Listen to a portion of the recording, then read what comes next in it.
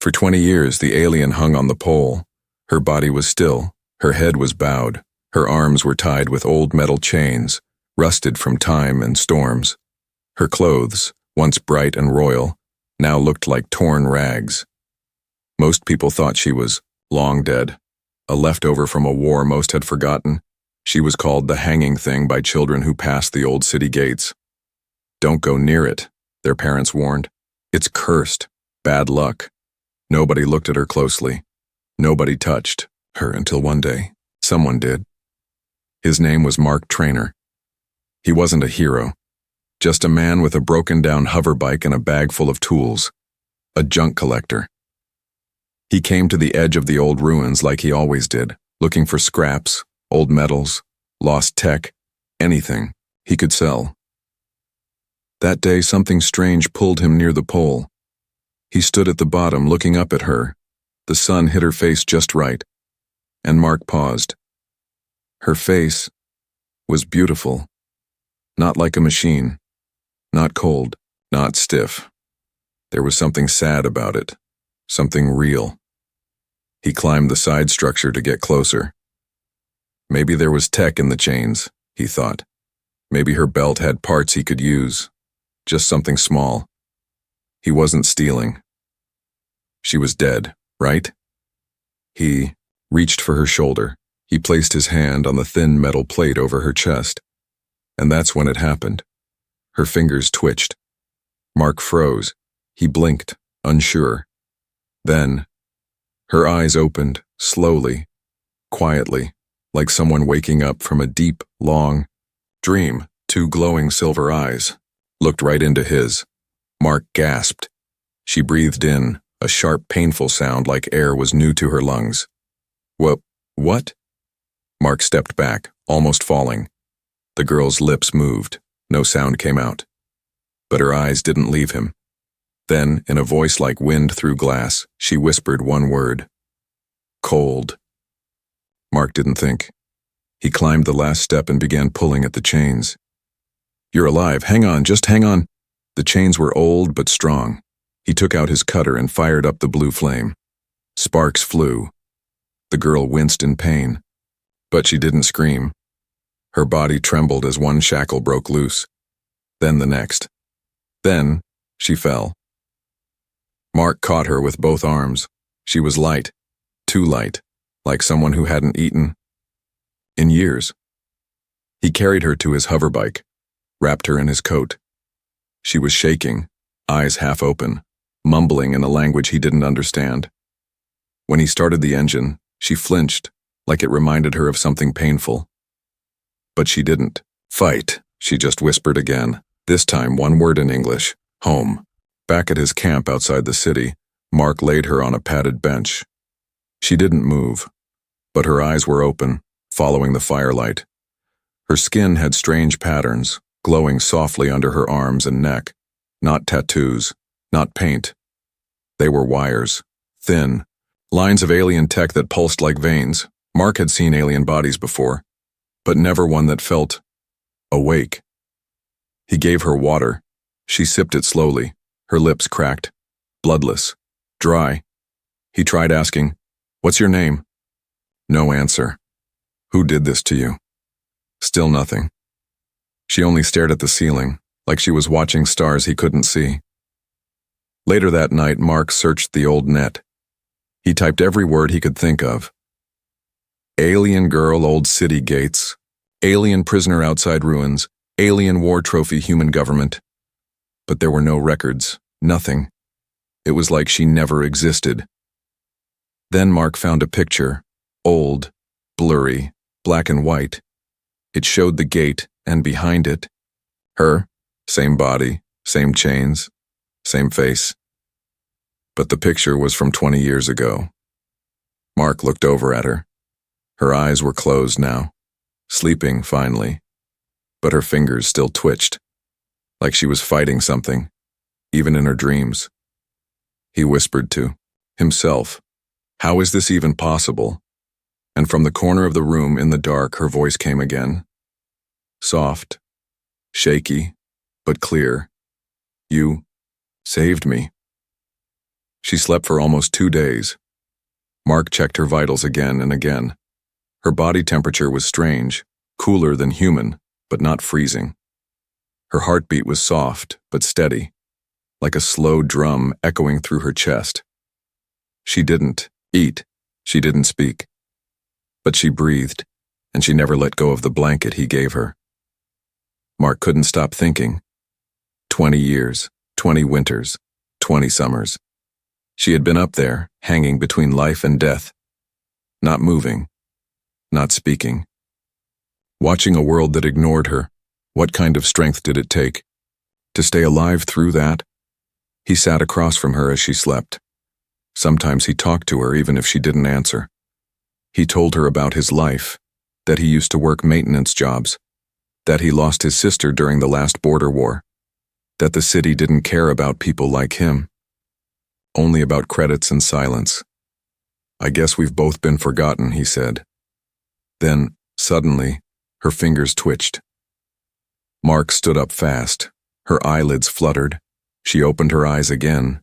This time, she didn't whisper, cold. She whispered, something else. Why, did you take me down? Mark sat back, careful not to frighten her. Because you were alive, he said gently, because no one else would. She blinked. Her voice was dry, broken. They knew. Knew what? That I was still alive. Mark's blood went cold. They knew you were alive? She nodded slowly. I was not forgotten.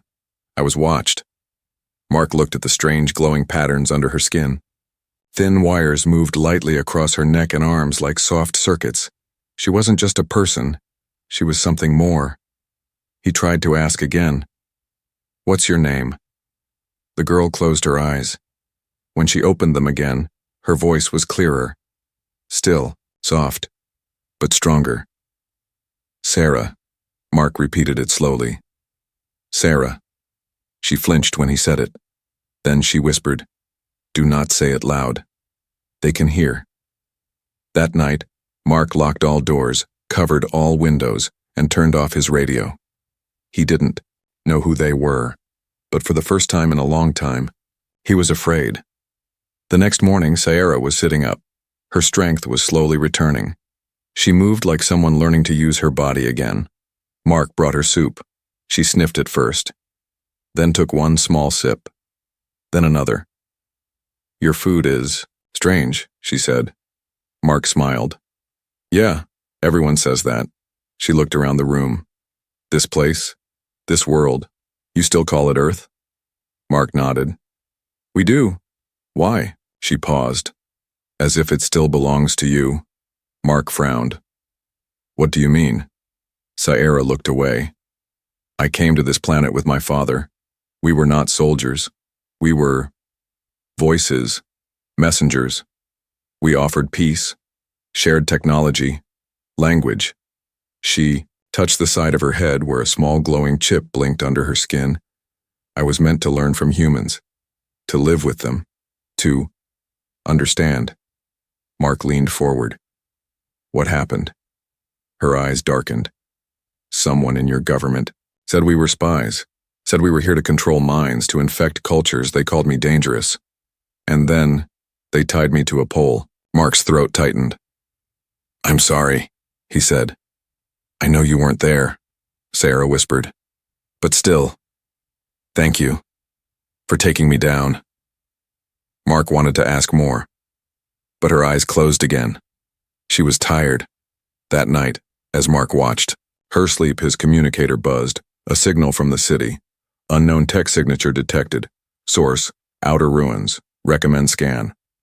Mark quickly shut the signal off. They were looking for her, not to help, but to contain. And in the shadows, Sarah whispered in her sleep, they're coming. Mark couldn't sleep. Every time he closed his eyes, he saw her. Sarah, once thought to be a lifeless statue, now resting in his camp, breathing slowly. The girl who had hung above the gates for 20 years, watching the world move on without her. She had said one thing that haunted him. They knew I was alive. He needed answers. Early next morning, Mark left Sierra sleeping under blankets in the trailer. He locked the door from outside just to be safe. Not because he feared her, but because he feared someone might take her. Then he rode straight into Central District Archives, the part of the city where only old techs, dusty records, and half-blind clerks worked. He walked up to the main terminal, activated the interface, and typed in, "Alien prisoner. City gates, year 1020. Nothing. Alien display. Post-war executions. Civil unrest.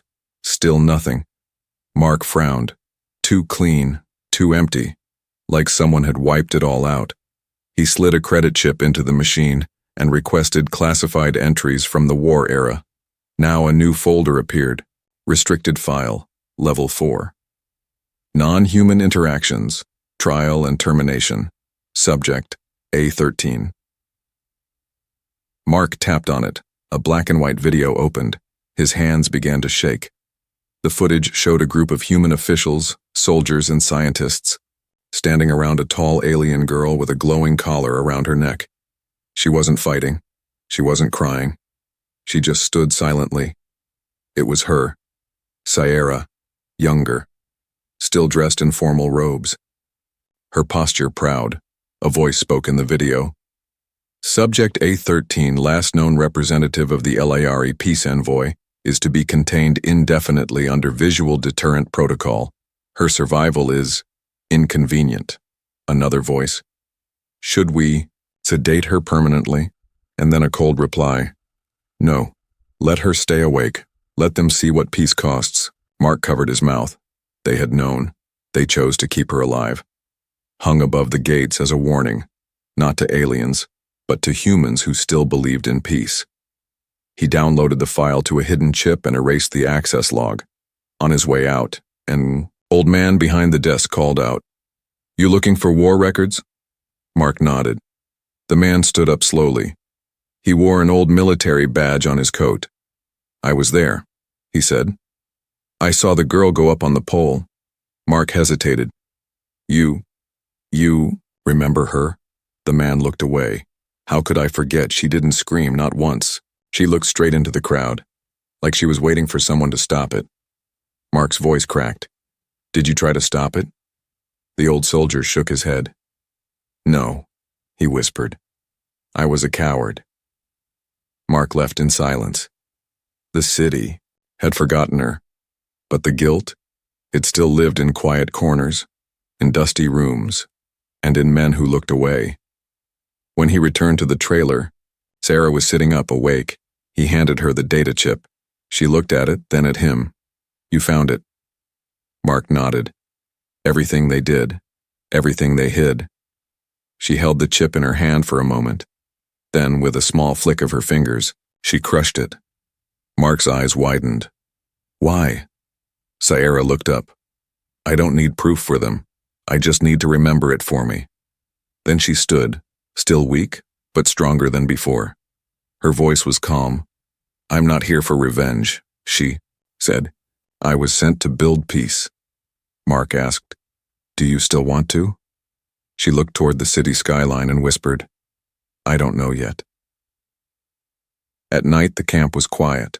Only the wind moved, soft and dry, carrying dust through broken ruins, outside the city walls. Inside Mark's trailer, Sarah sat cross-legged on the floor. She wasn't sleeping anymore.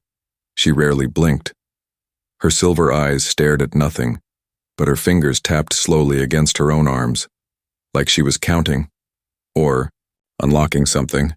Mark watched her from across the room. He didn't say anything. He just waited. Finally, Sierra spoke. Her voice was calm, too calm. "The city has changed. The people haven't." Mark replied, "Not everyone agrees with what happened to you." She looked at him. "No, but no one stopped it." She stood up and unwrapped the bandages on her arms. Mark's breath caught. Beneath the skin, something glowed, thin silver lines, moving like rivers of light. They twisted across her skin, forming symbols that shifted slowly in real time. Not tattoos, not art, alien technology. Alive. Mark whispered, "What is that?" Sierra raised her hand. Her palm lit up, and a soft blue hologram floated above it, a spinning memory sphere. She said only one word: record. The hologram flickered and began to play.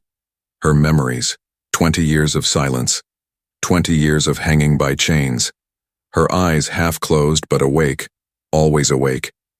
She had watched it all: humans passing by, children laughing, guards spitting, drone, cameras blinking. She had heard every conversation, every insult, every whisper of fear. Mark's mouth was dry. You recorded it all? Sierra nodded. My body was built for peace and for proof. She walked to the center of the room and lifted her arms. The lights dimmed, and suddenly, images filled the walls, not just videos. Feelings. You could hear the chains creak when the wind blew. You could feel her heartbeat when someone threw rocks at her feet. You could smell the smoke from fireworks exploding in the sky while she hung in the dark. Mark sat down, speechless. It was not just footage. It was pain, captured and alive. Then everything went black again. The lights returned. Sierra lowered her arms. I was not just meant to bring peace. I was designed to survive injustice, to carry the memory of betrayal back to my people. Mark stood, confused. So you're a witness? Sierra looked at him, then answered with chilling honesty. I am the evidence. Mark paced the room. If you send that back to your people, what will they do? She was quiet. Then, it depends who receives it. He looked at her closely. Do you want them to see it? She looked down at her hands. I don't know. Part of me does. Part of me is afraid. Mark walked closer. You said you weren't here for revenge. So why show this to anyone? Her voice dropped.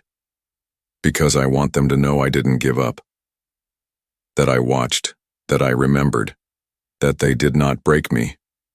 Then suddenly, her body shook. She dropped to one knee. The lights in her skin flickered violently. Her breathing became sharp, uneven. Mark rushed forward. What's happening? She whispered. The signal is waking. My core is preparing for transmission. It thinks I'm ready. A glowing sigil lit up across her back, a signal Mark had never seen. Alien characters floated in the air. Mark reached for a toolkit to stabilize her, thinking she was breaking down. But she held up a hand. Don't stop it. This is my choice. Outside, far above Earth's orbit, an old Eliari satellite blinked to life.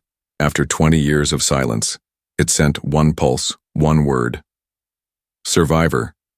And on a planet millions of miles away, in a silver temple surrounded by stars, alien eyes opened. A voice, robotic yet grieving, whispered, She lives, begin retrieval. The night air was still. Too still. Even the desert wind had stopped. The fire in Mark's camp had died out without reason. Inside the trailer, Sarah sat calmly on the floor. Her skin still glowed softly. The patterns on her arms had settled into solid lines like armor made of light. Mark checked the door again, locked, reinforced. He had a bad feeling. Sarah looked up. Her voice was quiet but clear. They're coming. Mark didn't ask who. He already knew. High above the earth, 3 military-grade drones had launched from the Citadel. No markings. No official ID. Silent and deadly. They weren't coming to talk. They were coming to retrieve property. Not a person, not a life, just a file in a breathing body. Mark's scanner beeped. Red dots, 3 of them, closing in, fast. He ran back inside. Get ready, we're moving. Sarah didn't move. They won't kill me. They want me back in the system. Mark grabbed his jacket. Well, I'm not letting them reboot you.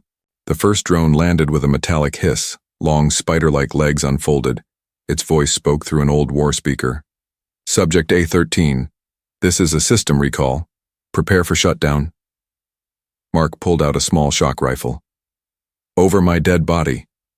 The drone turned and scanned him. Biological non-priority. Erase after capture. Sierra stood up. The patterns on her body began to shift again, now sharper. Her skin lit up with new heat. Mark blinked. "What are you doing?" "I told you before," she said. "They think I was punished, but I was watching. And now, I remember how to fight." She raised her hand. The air shimmered. A pulse of energy shot from her palm, quiet, blue, precise.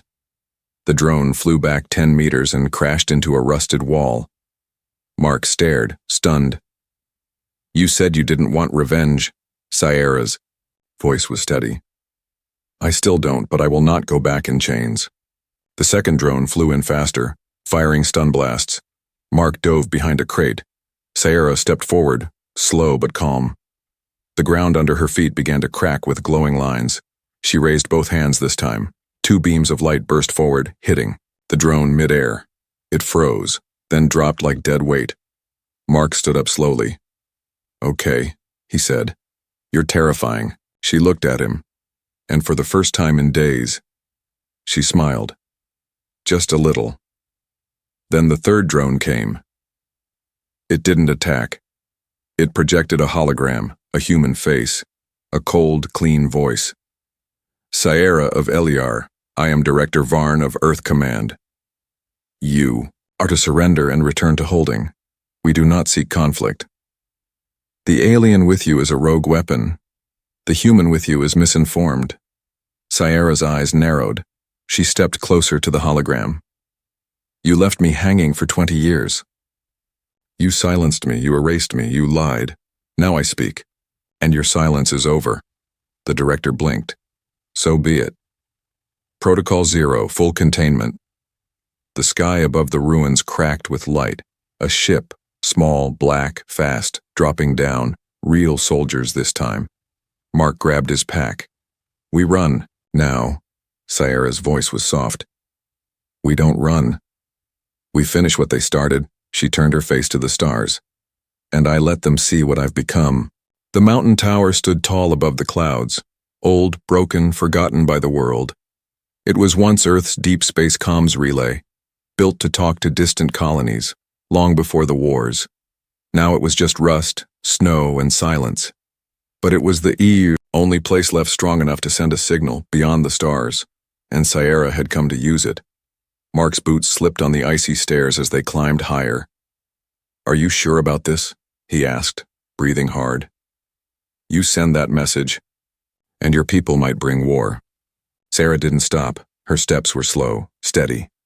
"I must tell them I'm alive." Mark followed close behind. "And then what? Earth gets wiped off the map?" Sarah paused, halfway up the stairs. She turned, looking at him. There was a strange softness in her silver eyes. "I don't want Earth to burn," she said quietly. "I want Earth to listen." But they never did. They reached the top. Snow swirled around the ancient satellite dish. The panel was cracked, but Sierra moved like she'd seen it before, like she remembered the controls. Mark stood back, unsure. His breath fogged the cold air. She pressed her glowing hand against the broken console. The panel came to life, lights flickering, slowly stabilizing. The dish rotated with a loud mechanical groan. Sarah's body began to glow brighter. She was syncing with the system. Suddenly, her voice changed, not just soft and musical like before, but layered, echoed, like many voices spoke through her now. "This is Sierra of Eliar, code Sigma Delta 9, reporting from Earth. I am alive. I bring witness, I bring memory, I bring truth. This world left me to rot, but one man took me down, one voice broke the silence." Mark stood frozen. She didn't say, "They saved me." She said, "He saved me." Then the transmission reached full power. The signal shot through the clouds, piercing the sky like a spear of light. Somewhere out there, someone heard it, and they would answer. After the message, Sierra slumped against the console. The glow in her skin dimmed. Mark ran to her. "You okay?" She nodded slowly. "It is done." He sat beside her. Neither spoke for a while. Just the wind, and the silence of something big, finally ending. Then Sarah asked softly, "Do you think I made the right choice?" Mark looked at her. "I don't know," he said. "But I know you didn't make it alone." Suddenly, alarms on Mark's wrist pad lit up. Ships detected, multiple inbound. He looked up. The sky wasn't blue anymore. It was glowing gold, like stars had come too close. Sierra stood again, her body straight, her eyes shining once more. Mark watched her quietly. "What now?" he asked. She looked toward the ship trails falling from the sky and said, "Now I face them, not as a prisoner, not as proof, but as myself." For the first time in 20 years, she looked back at the world that broke her, and she didn't look away. The sky was gold, not blue, not gray. Gold. Like a second sun had cracked open and poured light onto the world. Mark Traynor stood at the edge of the tower's roof, shielding his eyes as the ships appeared above the clouds. They came in silence. Smooth, silver, shining like blades, but not of war, of judgment. Behind him, Sarah stood still, her arms at her sides, her eyes locked on the sky. Her skin glowed faintly, like her entire body was remembering who she truly was. The first ship hovered above them, so large it blocked the wind. Its underbelly opened, not with fire, not with weapons, but with light. A single platform lowered, and on it stood 3 figures. Tall, cloaked, heads shaped like Sierra's, silver-eyed, ageless. They didn't bring an army. They brought something more dangerous, a tribunal. The lead figure stepped forward, his voice smooth and cold. "Sierra of Elyar, confirm your identity." She nodded. "Confirmed. Status? Survivor. Witness. Activated. Transmission received. Full record. Authenticated." Then he turned to Mark. "You are the human?" Mark looked around. "If you mean the one who pulled her off." "A pull?" "Yeah, that's me."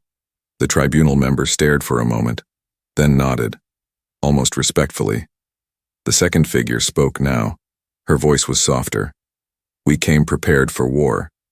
If your message had been rage, we would have burned this world." Sierra stepped forward. "It wasn't rage." "We know," the woman said. "It was grief and truth." They walked past Mark and stood before Sierra.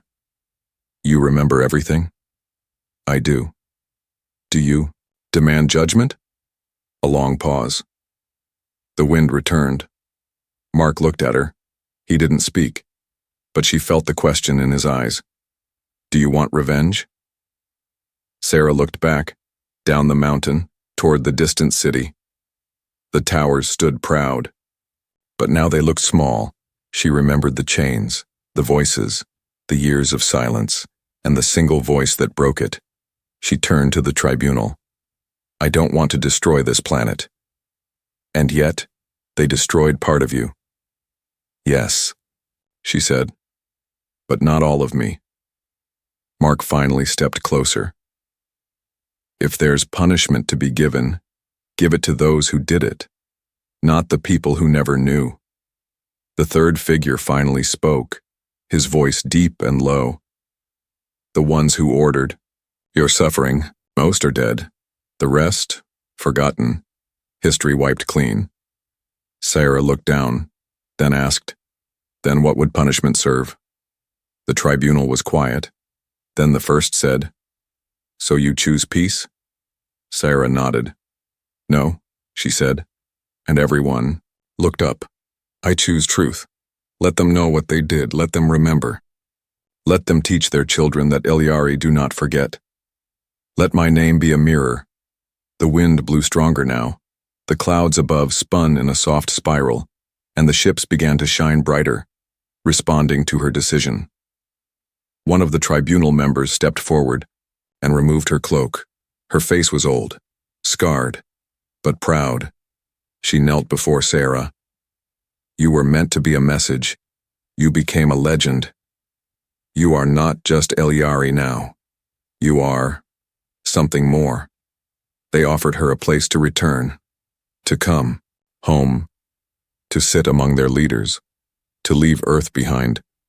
But Sarah looked at Mark, then looked back, and said something no one expected. I will return, but not now. There's still more to heal. The tribunal nodded. A decision had been made. That night across Earth, glowing messages appeared in the skies. Not warnings, stories, images from Sierra's memory, shared across every screen, wall, and digital cloud. A girl hanging in silence, a boy who looked up, a moment where kindness broke chains stronger than steel. No names were blamed, no nations condemned. But the message was clear. We remember. Now you must too. Earth did not burn. Earth began to listen. Weeks later, the tower was quiet again. The satellite dish no longer glowed. But the world had changed. People came to visit the ruins, not to worship, not to protest, just to look up at the place where something impossible had happened. In the camp below, Mark brewed coffee. Sarah stood nearby, helping rebuild a damaged drone. She was learning human machines now, not to fight, but to understand. Are you still glowing? Mark asked with a smirk. Sarah smiled. Only when I'm angry. Mark laughed. So, you staying here forever? She looked at the sky. Not forever, she said, but long enough. Long enough to show that healing doesn't come from ships. It comes from standing up, from pulling someone down, when the world leaves them hanging. She turned to him and whispered, Thank you for standing up. Mark looked away, a little embarrassed, then softly said, You were never a statue to me. Epilogue. Years passed. The Eliari built embassies. Human children learned the name Sarah in schoolbooks. A memorial was placed outside the city gate. Not of war, but of peace. A statue, not hanging, standing, head high, eyes forward, and under the statue, a single line carved in stone. They left her to hang for 20 years. He took her down and gave her back the stars.